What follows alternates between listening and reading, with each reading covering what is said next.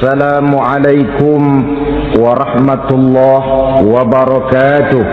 Alhamdulillah, wassalatu wassalamu ala sayyidina Rasulillah, sayyidina wa maulana Muhammad ibn Abdullah wa ala alihi wa sahbihi wa man tabi'ahu wa wala. La haula wa la quwwata illa billah. Subhanaka la ilma lana illa ma 'allamtana innaka antal alimul hakim. Wa la haula wa la quwwata illa billahil aliyyil azim. Saudara-saudara hadirin yang berbahagia, salah satu nikmat yang diberikan Allah kepada kita di dalam kehidupan ini ialah bahwa Allah Subhanahu wa ta'ala telah menciptakan segala sesuatu serba berpasang-pasangan. Dalam surah Yasin ayat 36 dijelaskan, Subhanallazi khalaqal azwaja kullaha mimma tumbitul ard wa min anfusihim wa mimma la ya'lamun. Maha suci Allah yang telah menciptakan segala sesuatu itu serba berpasang-pasangan, dari apa yang tumbuh di permukaan bumi, apa yang ada di dalam diri mereka sendiri, dan apa-apa yang mereka tidak mengetahuinya. Demikianlah kita lihat siang berhadapan dengan malam, benar berhadapan dengan salah, dan laki-laki berhadapan dengan perempuan. Setelah Allah menciptakan segala sesuatu itu serba berpasang-pasangan, maka Allah menetapkan aturan permainan yang mengatur seluruh kehidupan makhluk yang serba berpasang-pasangan itu. Kita tentu maklum, apapun saja yang kita lakukan dan kita perbuat tanpa ada aturan akan berakhir dengan kekacauan. Cobalah kita bikin satu sekolah, buka satu sekolah, tidak usah pakai aturan, tentu kacau.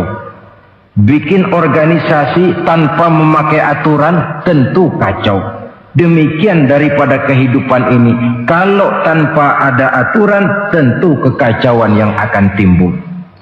Allah pencipta manusia. Allah tahu benar kemampuan maksimal manusia. Oleh sebab itu, aturan permainan yang diturunkan Allah tentu sesuai benar untuk manusia. Satu contoh kecil, pabrik mobil di Jerman bikin mobil namanya Mercy. Seiring dengan itu, dia keluarkan buku petunjuknya. Mobil ini namanya Mercy. Kecepatan maksimal sekian ratus kilometer per jam. Daya angkut maksimal sekian ratus kilogram. Kalau rusak memperbaikinya begini, onderdilnya pun ini. Karena pabriknya yang membuat mobil, lalu pabriknya pula yang mengeluarkan buku petunjuk, sudah tentu buku petunjuk itu sesuai benar dengan mobilnya. Dan tidak bisa kita punya mobil Mercy rusak, lalu kita perbaiki dengan menggunakan buku petunjuk yang dikeluarkan oleh pabrik mobil Toyota misalnya. Jelas mobil bukan tambah baik, malah makin hancur tidak karu-karuan. Kalau manusia menginginkan satu hidup yang baik, tidak ada pilihan lain, dia harus memakai aturan yang diturunkan oleh yang bikin manusia. Dan aturan itu telah turun dalam bentuk agama Islam yang kita cintai ini. Manusia laki-laki dihiasi dengan perasaan senang cinta kepada perempuan. Itu biasa, normal, wajar. Tapi lalu Allah menurunkan aturan permainan yang kalau peraturan ini dilanggar akan membawa kerugian bagi manusia sendiri. Bahwa laki-laki senang sama perempuan itu normal. Agama membuat aturan silahkan senang, tetapi lewat satu pintu yang disebut nikah. Kalau peraturan ini diabaikan, yang rugi tentu manusia sendiri. Misalnya PLN keluarkan pengumuman, nanti malam mulai jam 6 sampai subuh listrik se-Jakarta mati total. Kita ingat, ini nanti malam saya giliran ronda. Pagi-pagi sudah kita siap beli batu baterai, masukkan ke dalam baterai. Dari sejak kita beli sampai sore itu baterai kita soroti terus. Tentu setelah sore soak batu baterai itu.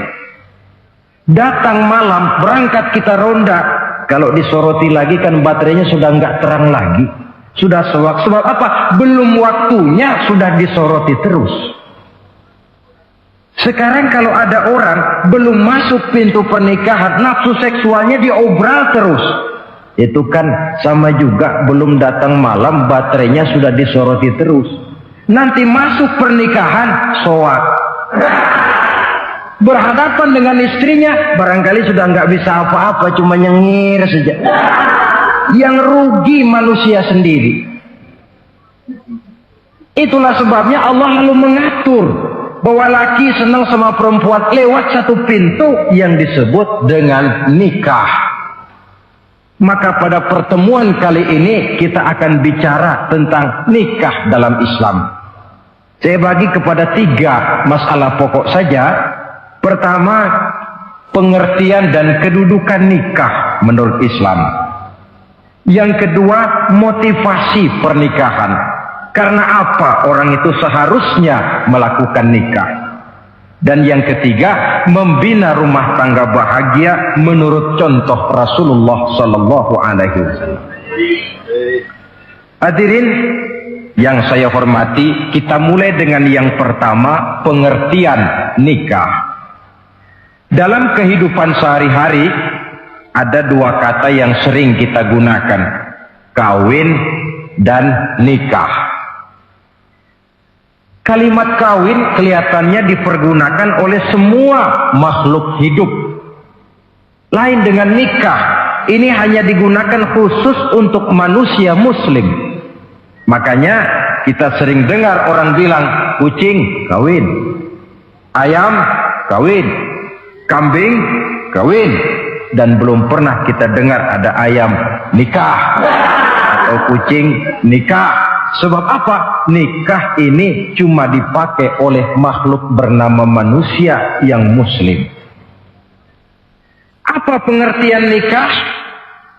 Seorang tokoh, Abi Yahya Zakaria Al-Ansari, di dalam kitab Fathul Wahhabnya menjelaskan, an-nikahu aqdun yatadammanu ibahatal wat'i bilafzi inkahin au nahwihi. Nikah adalah akad, yaitu ijab dan qabul. Yang akad ini menjamin dibolehkannya pergaulan bebas antara laki-laki dan perempuan. Jadi kalau sementara anak muda kita beranggapan bagaimana Islam ini kolot, masa laki-laki tidak boleh bergaul dengan perempuan, itu anggapan salah. Islam bukan saja tidak melarang, malah menganjurkan laki-laki bergaul dengan perempuan sebebas-bebasnya, sepanjang pergaulan itu bisa dipertanggungjawabkan baik menurut hukum negara, lebih-lebih menurut hukum agama. Coba orang kalau sudah akad, sudah ijab qabul, ada saksi, ada wali, selesai itu dia masuk ke dalam kamar berdua, bergaul di situ sebebas-bebasnya, itu saya kira 100% halal. Tidak perlu lagi orang curiga, tidak perlu lagi sembunyi-sembunyi. Kenapa? Ini bentuk pergaulan yang bisa dipertanggungjawabkan. Kalau tidak, dengan dalih new morality, kebudayaan modern, lalu melakukan yang disebut free love, free sex, samenleven, hidup bersama tanpa nikah alias kumpul kebo. Dan saya kira itu kebo cuma mewakili saja. Artinya begitulah kalau binatang itu kumpul. Sebab kumpul kucing pun saya kira begitu, kumpul ayam pun begitu. Kebo cuma mewakili binatang dalam kalimat itu. Tengoklah berapa banyak sudah bayi-bayi yang lahir ke dunia ini tanpa tahu kemana dia harus memanggil bapak. Berapa banyak gadis-gadis bergelimpangan jadi korban dari orang-orang yang tidak bertanggung jawab. Itu semua merupakan ironi. Maka menjauhkan manusia dari aturan agama pada hakikatnya sama dengan usaha membinatangkan manusia. Bahkan kalau manusia sudah jauh dari aturan agama, sanggup berbuat lebih buas daripada binatang. Kita tahu yang namanya bajing itu makanannya cuma kelapa. Tapi bajingan itu bukan cuma kelapa, kabel telepon doyan kok bajingan itu. Jauh lebih buas daripada yang namanya binatang. Maka agama ini mengatur agar manusia sebagai makhluk yang mulia hidup secara mulia. Jangan manusia kita ini, binatang saja. Kalau saudara ada yang punya kucing di rumah, saudara taruh di depannya, saudara sendiri yang langsung kasih ikan di piring, kasih kucing. Aduh, dia akan makan dengan tenang, nikmat, lahap, tidak nengok kiri, tengok kanan. Kenapa? Dia yakin betul yang dia makan itu sudah resmi, sah. Sebab apa? Tuan rumah yang kasih. Tapi kalau si kucing ngambil sendiri di dapur, mencuri dia, setelah dapat dia bawa lari, makan pun tidak tenang. Kenapa? Mesti nengok kiri, nengok kanan. Rupanya instingnya pun bekerja. Ini bukan hak saya mencuri. Saudara-saudara, tengok orang yang sudah terlibat dalam pergaulan suami istri yang sah. Itu kan nggak perlu tengok kanan, tengok kiri, nggak perlu takut-takut. Kenapa? Sudah sah. Tapi kalau yang bukan istrinya, wah itu sudah seperti kucing nyolong ikan, tengok kiri, tengok kanan, tidak pernah mengalami ketenangan. Itu selintas pengertian nikah. Lalu bagaimana kedudukan nikah menurut Islam? Ternyata nikah dalam pandangan Islam tidak cuma sekedar untuk memenuhi kebutuhan biologis manusia. Tidak cuma sekedar untuk memperkembangbiakkan keturunan, tidak cuma sekedar untuk mendapat ketenangan hidup. Lebih tinggi daripada sekedar itu, nikah dalam pandangan Islam ibadah. Jadi kalau kita ditanya, Pak, ibadah apa yang paling enak dalam Islam? Jawabannya jelas, nikah. Begitu enaknya ibadah yang namanya nikah ini, sampai yang sudah pernah pun pengen ulangan. Namanya ibadah. Tetapi tentu ada konsekuensi. Oleh karena nikah ibadah, dan semua ibadah dalam Islam tidak boleh dikerjakan setengah hati atau main-main. Sholat ibadah, tidak boleh main-main atau setengah hati atau coba-coba. Puasa ibadah, tidak boleh main-main, setengah hati atau coba-coba. Dan oleh karena nikah pun ibadah, punya nilai sakral, juga tidak boleh main-main, setengah hati atau coba-coba. Dus nikah eksperimen tidak dikenal dalam Islam. Mas, saya dengar sampean sudah nikah ya? Iya mas, saya cuma nyoba saja kok ini. Kalau enak terus, enggak ya bubar. Ini tidak ada nikah eksperimen, sebab dia punya nilai sakral yang bermotifkan ibadah. Itu pengertian dan kedudukan nikah. Lalu apa motivasi suatu pernikahan? Karena apa seharusnya orang nikah itu? Apa landasannya? Saudara, hadis yang diriwayatkan oleh Imam Bukhari, Muslim, Abu Dawud dan Ibnu Majah dari Abi Hurairah menjelaskan, Nabi bersabda, tunkahul mar'atu li arba'in. Nikahilah perempuan karena 4 perkara. Kalau dia perempuan, tentu nikahilah laki-laki karena 4 perkara. Memilih jodoh, nah inilah lengkapnya konsepsi Islam. Memilih jodoh saja Islam itu memberikan petunjuk kok. Karena apa orang memilih jodoh itu? Kata Rasul karena 4 faktor. Pertama, lima liha, karena dia orang kaya, cari yang kaya. Yang kedua, lihasabiha, karena dia keturunan orang baik-baik, cari keturunan orang baik-baik. Yang ketiga, lijamaliha, karena dia cantik, cari yang cantik. Dan yang keempat, lidiniha, karena dia orang taat beragama, cari orang yang taat beragama. Kalau berkumpul keempat-empatnya, rasanya surga dunia sudah. Coba lihat, suami mana sih yang tidak bangga punya istri cantik, kaya, keturunan orang baik-baik, lalu taat beragama? Atau istri mana sih yang tidak bangga punya suami ganteng, kaya, keturunan orang baik-baik, dan taat pula beragama? Tapi kan terus terang, yang kumpul keempat-empatnya kan boleh dibilang jenis makhluk langka. Sulit. Kadang-kadang cantik, kaya, akhlaknya kayak setan. Ada saja kurangnya. Oleh karena ada saja kurangnya, lalu Nabi memberikan stressing, penekanan. Fazfar bizatiddin taribat iyadak. Pilih orang yang taat melaksanakan agama, niscaya hidupmu akan berkah.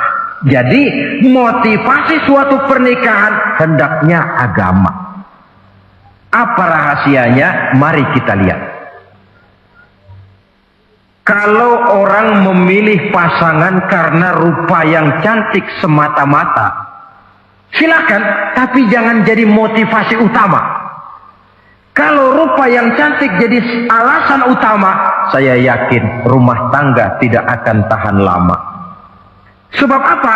Pertama, yang namanya cantik itu relatif. Artinya bergantung siapa yang memandang. Yang menurut saudara cantik, menurut saya belum tentu cantik. Yang kata saya cantik, menurut saudara barangkali itu yang jelek. Relatif. Saya kalau ditanya orang, Ustadz siapa perempuan paling cantik di dunia ini? Tentu saja saya jawab istri saya. Apa saudara lalu protes? Salah Ustadz, yang cantik istri saya bukan istri Ustadz. Saya bilang masa bodoh saya nggak ngurusi istri sampean. Cantik itu relatif. Sehingga di kalangan para ahli cinta, ahli cinta, sampai sekarang masih jadi perdebatan. Sebenarnya cantik yang bikin orang jatuh cinta, apa cinta yang membuat orang jadi kelihatan cantik? Dua-duanya bisa terjadi. Mungkin karena cantik orang jatuh cinta, dan bisa juga karena sudah kadung cinta orang kelihatannya jadi cantik. Tapi yang jelas cantik relatif. Yang relatif tidak bisa dijadikan sandaran utama. Yang kedua, yang namanya cantik itu temporer, artinya berubah oleh pergeseran masa dan pertukaran waktu. Sekarang dia cantik, of course, sedang sweet 17-an, sedang honeymoon, sedang bulan madu, sedang pengantin baru, tentu saja cantik. Punya dia anak 1, kecantikan mulai menurun. Punya dia anak 2, kulit mulai keriput. Punya dia anak 3, apalagi tak pandai bersolek, udahlah onderdil mulai pada copot. Kalau rumah tangga didasarkan kepada rupa yang cantik saja, selesailah rumah tangga sampai di situ. Yang ketiga, di atas langit, rupanya masih ada langit lagi. Di atas yang kita anggap cantik, rupanya masih ada yang lebih cantik. Kalau cantik yang kita kejar, kita akan jadi petualang yang pindah dari perempuan satu ke perempuan yang lain. Cinta bajak laut namanya. Di mana kapal berlabuh, di sana cinta mendarat.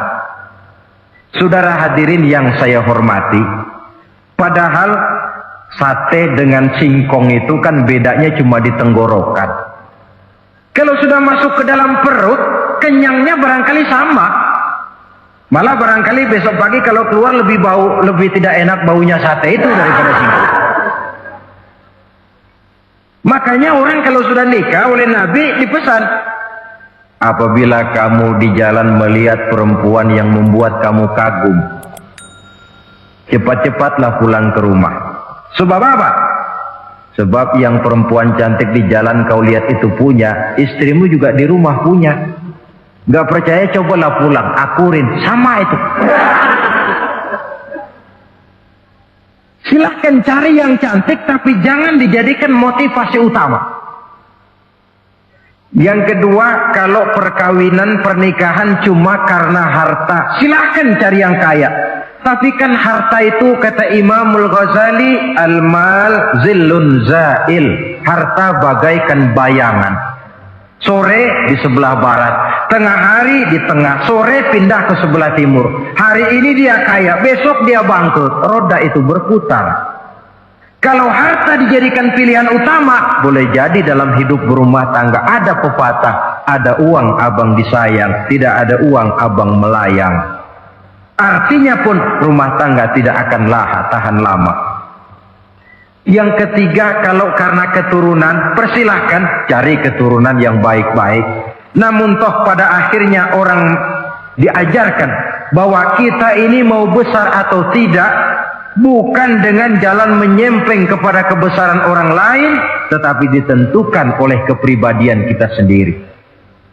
Sekarang kalau karena agama, Nabi berikan penekanan fazfar bizatid din taribat yada. Pilih orang yang taat beragama, niscaya hidupmu akan beruntung. Apa rahasianya? Tidak lain rumah tangga Rasulullah Sallallahu Alaihi Wasallam. Yang ini artinya kita sudah masuk kepada bagian ketiga, bagaimana membina rumah tangga bahagia menurut contoh baginda Nabi. Saudara, bagaimana sih rumah tangga Rasul itu? Kelihatan dari dua ucapannya, pendek, singkat, tapi punya pengertian filosofis yang mendalam. Dua kalimat saja beliau bilang tentang rumah tangganya, yaitu baiti jannati, rumah tanggaku laksana surga bagiku. Bayangkan, kalau seorang suami sudah mampu berkata macam begitu, bahagia hidupnya. Ini barangkali tantangan buat kita semua. Mampukah kita di rumah tangga berkata semacam perkataan beliau tadi? Baiti jannati, rumah tanggaku laksana surga bagiku. Padahal dari sejarah kita baca, Rasul itu rumahnya kecil. Tidurnya di atas pelepah daun korma, sampai berbekas di pipinya. Sarapan paginya seteguk zam-zam, sepotong roti, kadang-kadang 3 butir korma. Tempat tidurnya bukan alga spring bed atau Dunlopillow macam kita punya. Di rumahnya tidak ada mebel spaghetti model yang lagi ngetop-ngetopnya. Entah di tengah rumah macam itu, beliau sanggup berkata, baiti jannati. Kenapa kita yang hidup di zaman di mana fasilitas mestinya lebih menunjang, kok malah banyak yang berkata sebaliknya? Baiti nari, rumah tanggaku laksana neraka bagiku. Padahal dilihat dari segi materi, rumahnya bertingkat, mobilnya serba berkilat, uangnya banyak berlipat-lipat, istri pun cantik memikat. Kadangkala boleh jadi jumlahnya 4. Tapi tiap hari kiamat. Kenapa ini? Marilah kita lihat. Ternyata rumah tangga Rasul itu motivasinya tidak lain agama. Agama menuntun suami dan istri masing-masing untuk tahu kewajiban dan tahu haknya. Kalau kewajiban sudah dilaksanakan, lalu hak diberikan, akan timbul pengertian, understanding. Kalau sudah ada saling pengertian, akan timbul ketenangan, feeling of security. Dan ketenangan tangga utama untuk mencapai yang disebut bahagia. Itu sebabnya hakikatnya membicarakan rumah tangga yang berdasarkan agama tidak lain adalah bagaimana seharusnya seorang suami melaksanakan kewajibannya dan seorang istri melaksanakan tugasnya. Artinya kewajiban suami itu apa? Kewajiban istri itu apa? Kewajiban istri hak suami, kewajiban suami hak untuk istrinya menurut tuntunan dan tuntutan agama. Saudara hadirin, menurut hadis riwayat Abu Dawud dari Muawiyah bin Haidah, satu hari Rasul ditanya, "Ya Rasul, apa sih hak istri-istri kami ini? Artinya kewajiban kami sebagai suami ini apa?" Rasul menjawab, pertama, anta ta'amaha iza ta'imta. Kau beri istrimu makan sebagaimana engkau makan. Kewajiban seorang suami.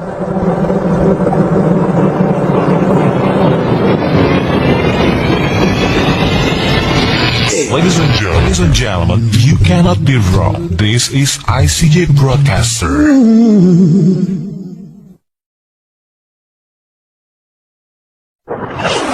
Ladies and gentlemen, this is the Integral CJ's Management presents. Nah, saudara hadirin,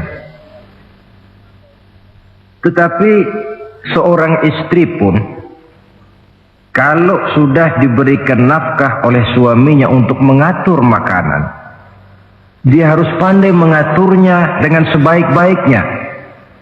Menu yang teratur, gizi yang lengkap, dan saya kira yang namanya 4 sehat 5 sempurna itu kan tidak berarti bahwa hidup ini harus serba mewah, tidak.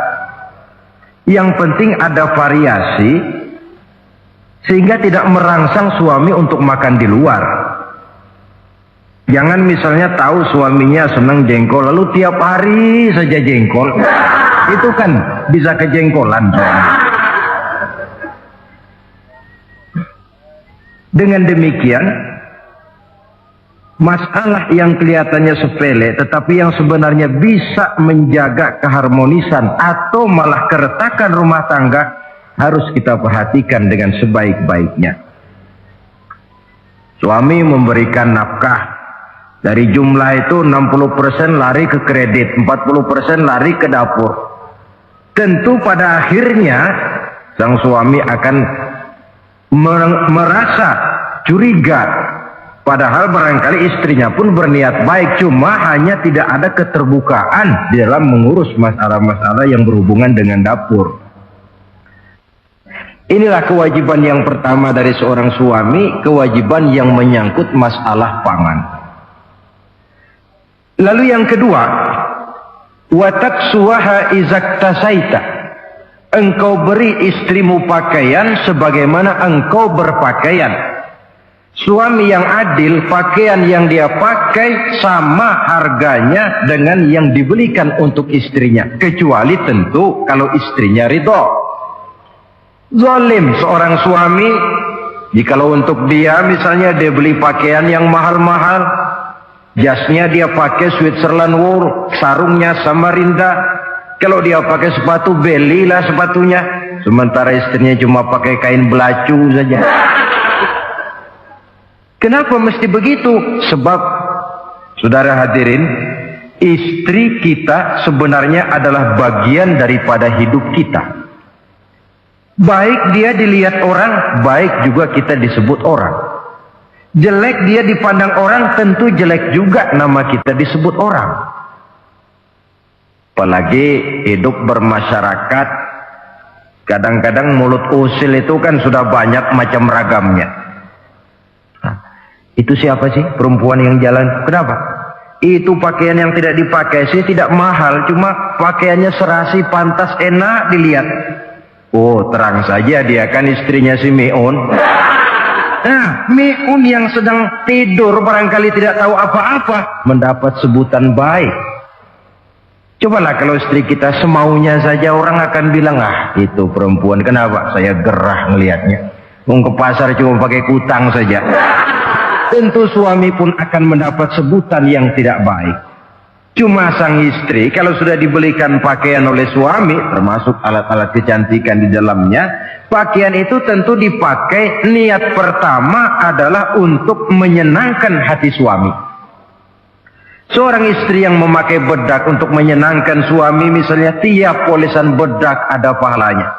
Dia pakai lipstik untuk menyenangkan hati suaminya. Tiap goresan lipstik ada pahalanya, bernilai ibadah. Ini kewajiban yang kedua. Yang ketiga, wala tadribil wajha. Kalau marah, jangan memukul muka. Maksudnya apa ini? Kewajiban memberikan perlindungan. Sehingga si istri merasa ada tempat dia mengadu, ada tempat dia melarikan persoalan, ada tempat dia bergantung. Kalau marah jangan memukul muka, dan memukul itu pun upaya terakhir.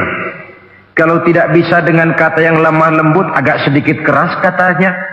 Kalau dengan kata yang keras tidak juga bisa, pisah tempat tidur. Kalau memang tidak bisa juga dengan pukulan yang tujuannya bukan untuk menyakiti, tetapi untuk mendidik. Allah tadribal wajha. Kalau marah jangan memukul muka, dan memukul pun bukan jalan pertama, tapi upaya terakhir dengan tujuan bukan untuk menyakiti, tapi untuk mendidik sang istri. Kewajiban untuk memberikan perlindungan. Yang keempat, wala tuqabbih. Jangan memburuk-burukan istrinya. Kewajiban menjaga nama baik. Sebab apa? Dalam satu bahasa yang indah, Al-Quran menjelaskan bahwa suami istri itu laksana pakaian. Hunna libasul lakum wa antum libasun lahunna. Istri pakaian untuk suami, suami pakaian untuk istri. Lihatlah alangkah indah gaya bahasa Al-Quran ini. Diibaratkannya suami istri seperti pakaian. Apa fungsi pakaian? Pertama, pakaian itu kan jadi kebanggaan. Saya bangga memakai baju seperti ini. Saudara bangga memakai baju yang saudara pakai. Artinya, seorang suami harus berusaha menjadi suami kebanggaan istri. Dan seorang istri pun harus berusaha menjadi istri yang dibanggakan oleh suaminya. Jangan yang malah kemudian disesali. Itu kan kalau sudah marah orang kadang-kadang ucapannya nggak terkontrol. Istri marah sama suami, bang, nyesel gue punya hati kemarin. Sudah hilang lagi kebanggaan. Kalau kebanggaan hilang, wibawa pun hilang. Kalau wibawa sudah hilang, maka rumah tangga sudah sulit untuk dipertahankan. Yang kedua, yang namanya pakaian itu kan menutup aurat. Itu tujuan pakaian yang terpenting. Artinya di sini, kalau seorang istri mempunyai kekurangan, suamilah yang menutupi. Kalau seorang suami mempunyai kekurangan, istri juga harus berusaha menutupi.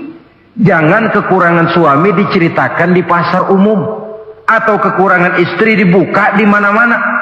Itu namanya suami istri tidak berfungsi sebagai pakaian, malah justru saling membuka aurat masing-masing. Inilah kadang-kadang penyakit ini. Kadang-kadang yang namanya perempuan dari rumah itu berangkat ngaji katanya. Sampai di pengajian apa? Suaminya diakur-akurin. Bayu bagaimana suami? Wah, suami saya payah. Dipayahkannya suaminya di mana-mana. Atau aib dan kekurangan istri diceritakan di mana-mana. Orang bertanya, gimana mas istrinya? Wah, gak maju.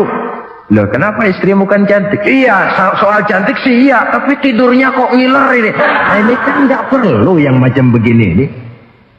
Tidak bisa menjaga apa yang disebut security informasi. Fungsi pakaian sebagai suami istri tidak berjalan di dalamnya. Saling menjaga kehormatan diri. Ini yang keempat. Yang kelima, wala tahjur illa fil bait. Jangan berpisah dari istri kecuali di rumah. Maksudnya begini. Kalau satu hari seorang istri suami marah kepada istrinya, tidak usah istri itu disuruh pulang ke rumah orang tuanya, ke rumah mertua lalu diusir, tidak. Cukup pisah tempat tidur saja. Ini maknanya wala tahjur illa fil baiti. Umpamanya, dek malam ini saya sedang tidak enak pikiran, kau tidur di kamar belakang lah, saya kamar depan. Cukup pisah tempat tidur saja, tidak perlu istri dipulangkan ke rumah orang tuanya. Nanti umpamanya tengah malam turun hujan, udara dingin, pikiran berubah, berasa perlu, kan tinggal manggil. Tidak jauh secara psikologis ajaran semacam ini bisa kita terima. Saudara hadirin yang saya hormati, ini pada prinsipnya kewajiban seorang suami. Kewajiban yang menyangkut masalah pangan, sandang, perlindungan, memelihara kehormatan, dan menjaga ketenangan di rumah tangga dengan menyelesaikan persoalan rumah tangga itu secara intern. Jangan belum apa-apa sudah mertua diundang, orang tua dibon. Persoalan belum tentu selesai, tapi masalah sudah meluas. Cobalah kita selesaikan intern dulu. Kalau kemudian ternyata dianggap perlu mengundang orang tua, mertua, keluarga, baru kita upayakan ke arah itu. Ini kewajiban suami dan ini merupakan hak istri. Lalu bagaimana kewajiban istri sekarang ini? Istri kewajibannya merupakan hak untuk suami. Saudara, dari hadis yang diriwayatkan Imam Ibnu Majah dari Ali bin Yazid dari Abi Umamah, Nabi bersabda, "Mastafadal mu'minu ba'da taqwallahi azza wa jalla khairan lahu min zaujatin salihah."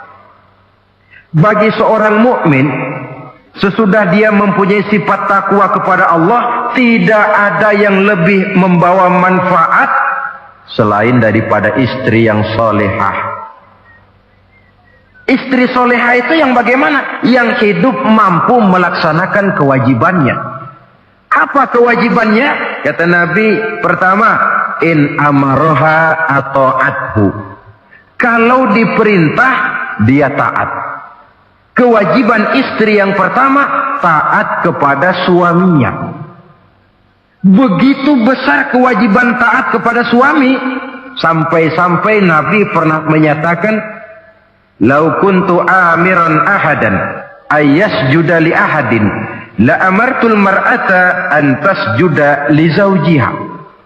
Kalau saja boleh, kata Nabi, aku memerintahkan manusia sujud kepada sesama manusia, tentu aku perintahkan istri untuk sujud kepada suaminya. Untung saja sujud kepada manusia tidak boleh. Kalau boleh, istri itu disuruh sujud kepada suami. Tentu karena besar hak suami atas dirinya. Yang kedua, ibadah sunnah tidak mendapat izin suami juga bukan saja tidak berpahala, malah berdosa. Umpamanya, pengantin baru, si istri kebetulan santri, malam minggu pesta, besoknya hari Senin. Si istri sudah kadang biasa hidup sebagai santri, hari Senin puasa sunnah. Dia bilang sama suaminya, "Bang, besok saya mau puasa sunnah nih, hari Senin." Kata suaminya, "Kalau kau puasa juga kau kejam. Lalu kau puasa, aku disuruh ngapain?"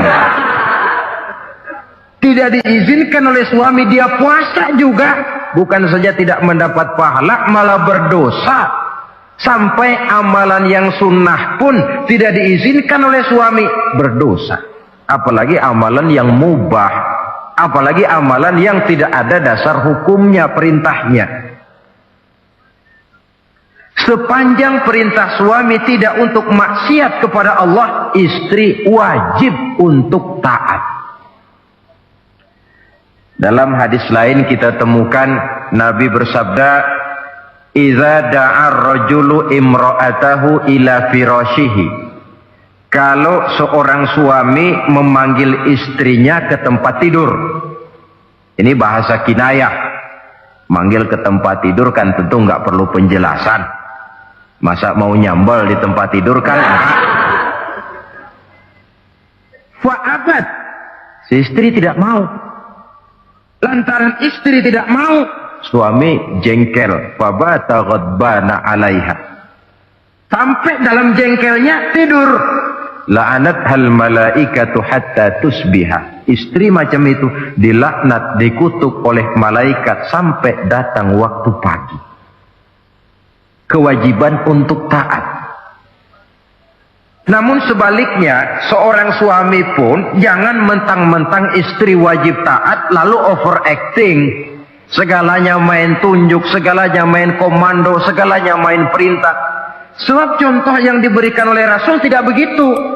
Rasul kita baca dalam sejarah menjahit bajunya sendiri, memperbaiki kasutnya sendiri. Artinya yang bisa ya dikerjakan tanpa harus menggantungkan semuanya kepada sang istri. Kewajiban untuk taat. Nah, penutup tentang taat ini ada sebuah hadis pula di mana baginda Nabi bersabda, ayyumam ra'atin matat wa zawjuha anha radin dakhalatil jannah. Kalau seorang perempuan meninggal dunia, suaminya ridho kepadanya, maka perempuan itu akan masuk surga. Artinya, kalau seorang istri meninggal, ya dia tukang ngaji, ya tukang sholat, ya suka puasa, ya gemar sodakoh, tapi meninggal suaminya tidak ridho, pintu surga belum dibukakan sampai suaminya ridho kepadanya. Ini menggambarkan tentang besarnya kewajiban taat seorang istri kepada suaminya. Ini kewajiban pertama. Lalu kewajiban yang kedua kata Nabi, wa in nazara ilaiha sarrathu. Kalau dipandang oleh suaminya, dia pandai menggembirakan, menyenangkan hati suaminya. Menjadi istri yang pandai menyenangkan hati suami. Siapa contohnya? Kita lihat misalnya istri Nabi diantaranya Sayyidatuna Khadijah radhiyallahu anha. Ketika Nabi pertama kali menerima wahyu berhadapan dengan malaikat Jibril, beliau kembali ke rumah dengan tubuh gemetar. Setibanya di rumah beliau berkata, "Zammiluni ya Khadijah." Khadijah, selimuti saya. Kenapa bang? Barusan datang malaikat Jibril, dia katakan begini-begini, saya khawatir Khadijah. Khadijah tahu suaminya sedang gelisah.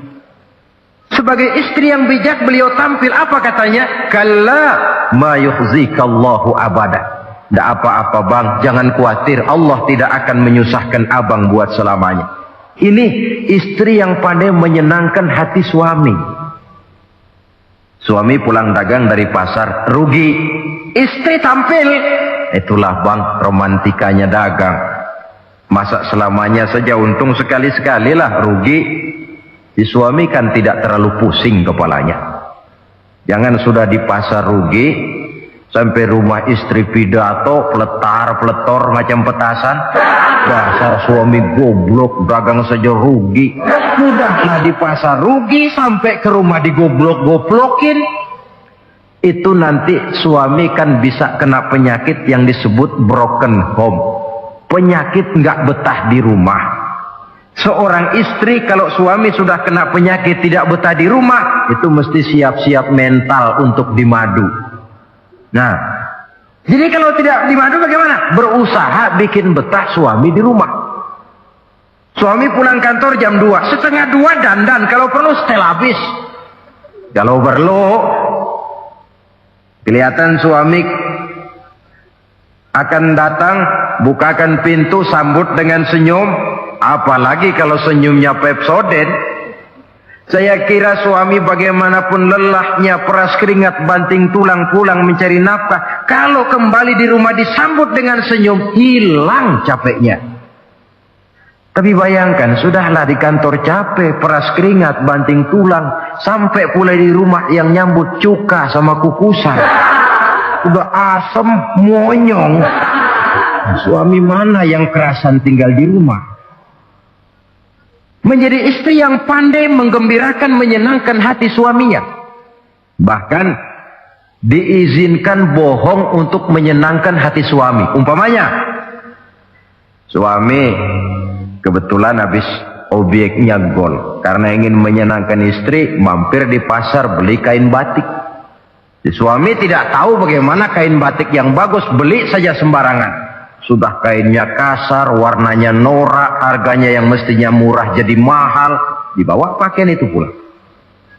Istri lihat dan tahu kalau ini batik jelek, norak, kasar, harganya pun murah.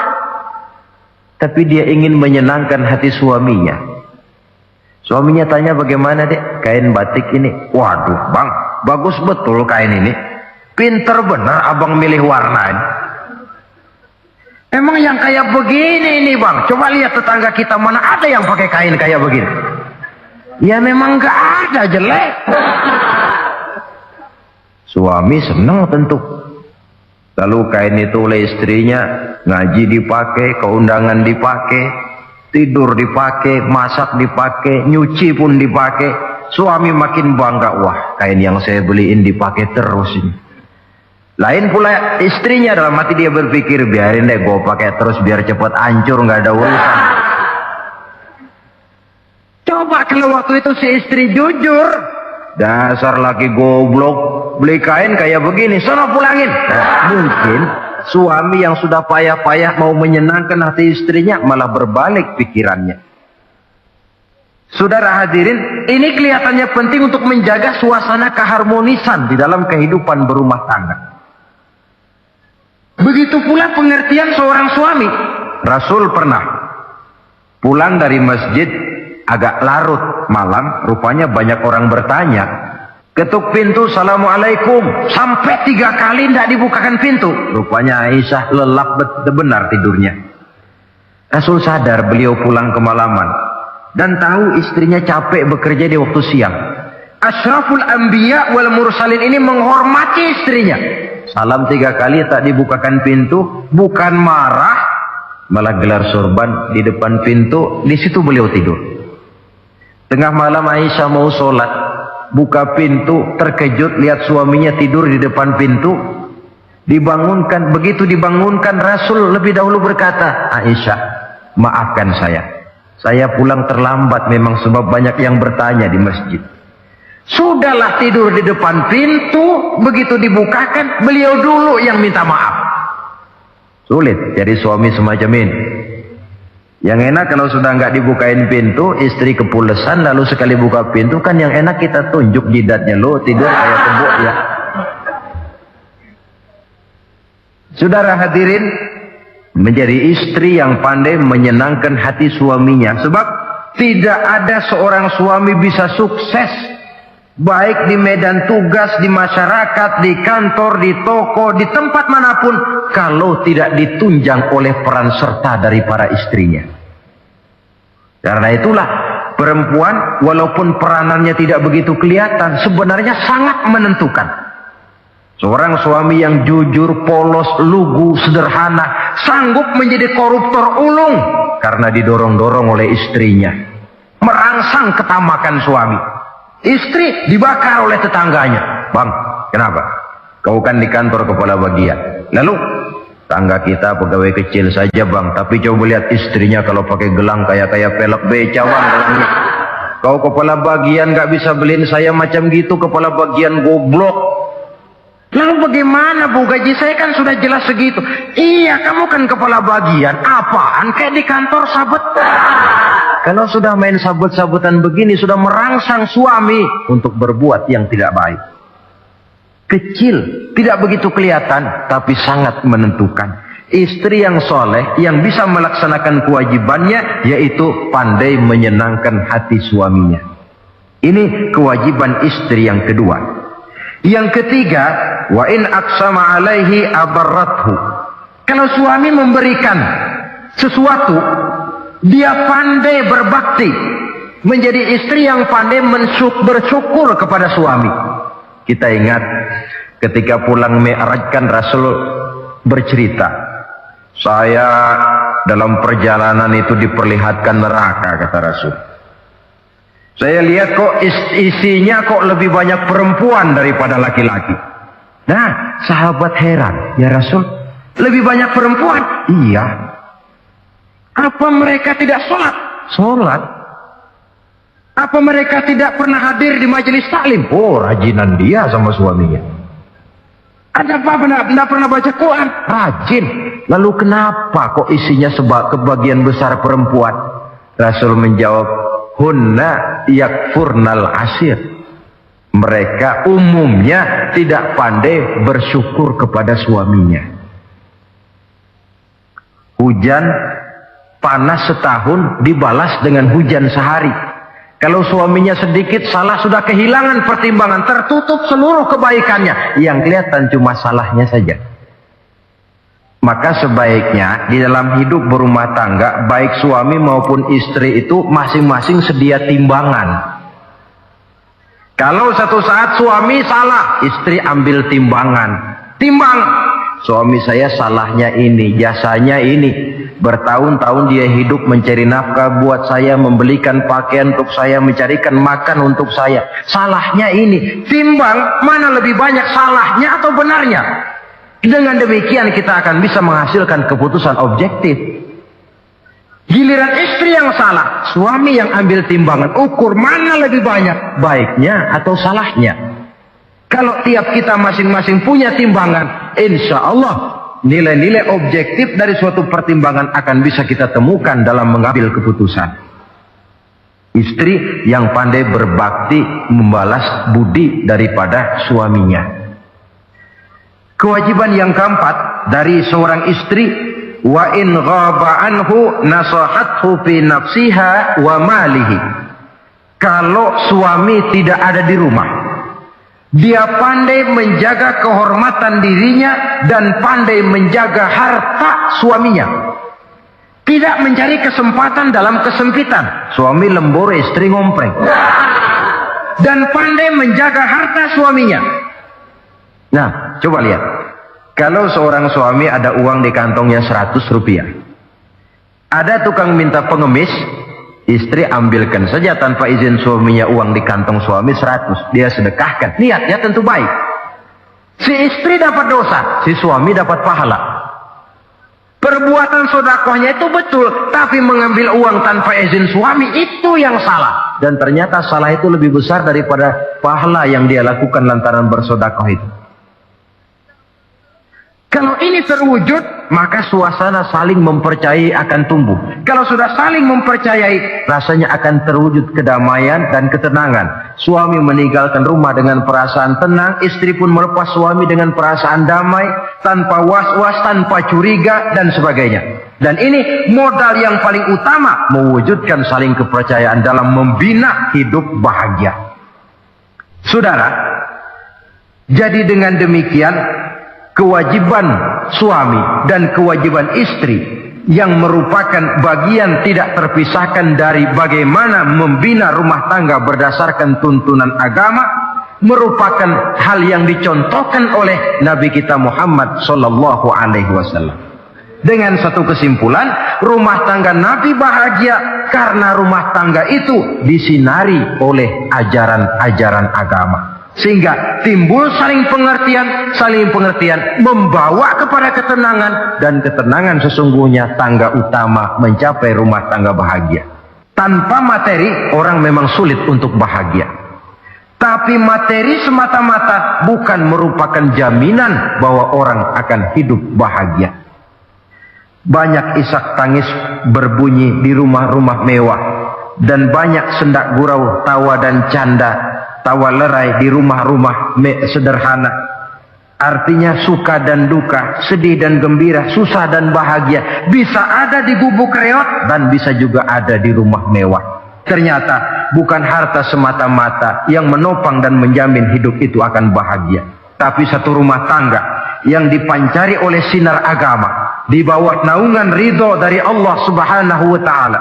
Si istri taat melaksanakan ajaran agama, suami taat, lalu anak-anak pun hidup dalam suasana yang religius. Dari sana tumbuh pancaran sinar keagamaan. Irama agama mengalun dalam kehidupan rumah tangga kita. Berfungsilah dengan demikian rumah tangga sebagai tempat di mana kita mengamalkan ajaran agama kita. Alangkah nikmat satu rumah tangga. Istri ahli ibadah, suami pun ahli ibadah, anak-anak pun terbiasa oleh lingkungan untuk hidup melaksanakan suatu ibadah. Dan keberhasilan di rumah tangga awal untuk menuju keberhasilan di masyarakat, di tempat tugas, dan di tempat-tempat lainnya. Sebaliknya, kehancuran rumah tangga akan selalu menjadi awal kehancuran karir di masyarakat, di tempat kerja, dan di tempat-tempat lainnya. Oleh karena itu, berangkat dari hal semacam inilah, maka kita berkeyakinan rumah tangga yang bahagia ialah rumah tangga yang didasarkan kepada ajaran agama. Sehingga tercapailah kebahagiaan hidup di dunia yang langsung menopang kepada kebahagiaan hidup di akhirat nanti. Nah, inilah pembicaraan kita pada pertemuan kali ini. Dengan harapan, mudah-mudahan dari setiap rumah tangga muslim memancar sinar-sinar agama. Menjadi kubu-kubu pertahanan di mana kita menegakkan ajaran agama. Dan pada akhirnya nanti akan tercipta masyarakat yang agamis. Terwujudlah ketenangan, kedamaian, dan ketentraman. Mudah-mudahan ada manfaatnya. Lebih kurang mohon maaf. Wabillahi taufiq wal hidayah. Wassalamualaikum warahmatullahi wabarakatuh.